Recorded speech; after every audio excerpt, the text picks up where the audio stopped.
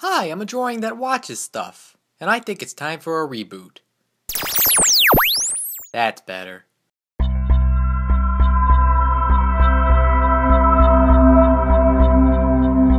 As I grew up with Legos, as I think most of us have, I believe that there were three types. Builder. One builder was the dude who followed the instructions to create the model spaceships and stuff you see in the box. The second builder takes the pieces and goes Michelangelo up in there and making insane picturesque things straight from their imaginations. Then there's the third builder, that I think most kids identified with.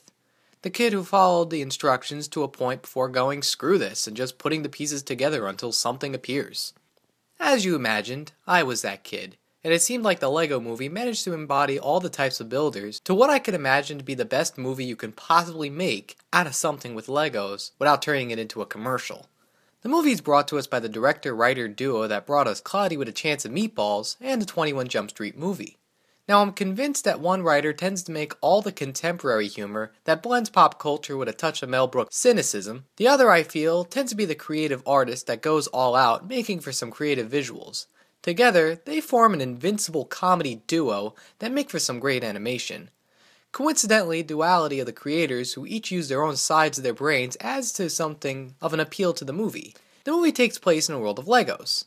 And by a world of Legos, I mean it pretty much embodies almost every set that's come to existence, even acknowledging the lame crossover sets that have come out for other licensed properties. It tells the story of a series of Lego men who can build sets and items for pieces around them, who refer to themselves as the Master Builders. Then there are the other Lego men who fall under the control of a president voiced by Will Ferrell, who follows his instructions for a life of assumed perfection. In the middle, we have the every Lego man Emmett. He has the responsibility of finding an item that can stop President Ferrell from world domination, and restoring balance and yada yada yada. Sure, the story seems very familiar for most action movies about revealing the great lie like The Matrix, but it seems like the filmmakers are self-aware of this. Add on the fact that I just gave you the bare bones of the plot. The twists and turns this movie makes might make it better if I leave the spoilers out.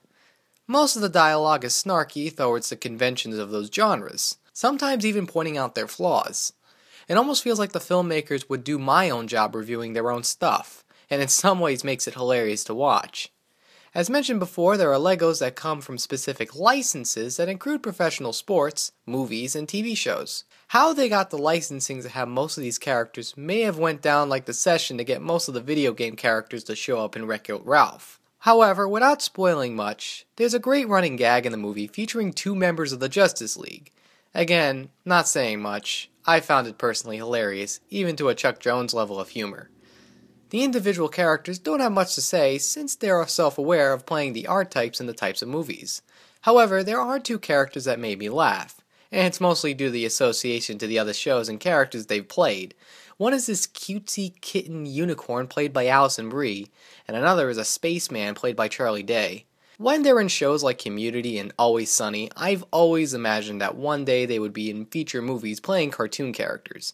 And yeah, they've played cartoon characters in those shows. However, in a feature film playing themselves, it was incredibly rewarding to finally see them on the big screen as cartoon characters playing themselves. The animation, good God, where do I begin?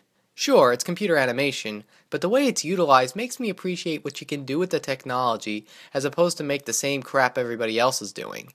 It's made to mimic the stop motion of most Lego motion videos you see on YouTube.